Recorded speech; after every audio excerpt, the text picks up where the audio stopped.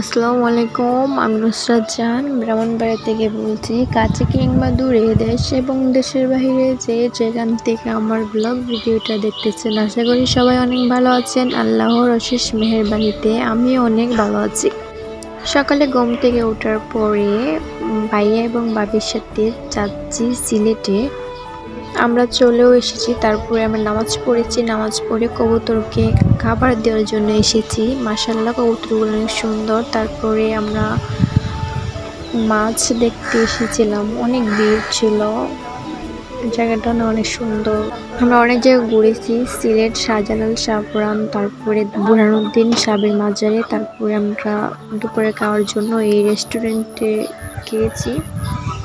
তারপর একটা আইসক্রিম খাচ্ছি। তারপর আমরা চলে যাচ্ছি বাড়ির উদ্দেশ্যে। আমার ব্লগটা এই পর্যন্ত। সবাই ভালো থাকেন, আল্লাহ হাফেজ।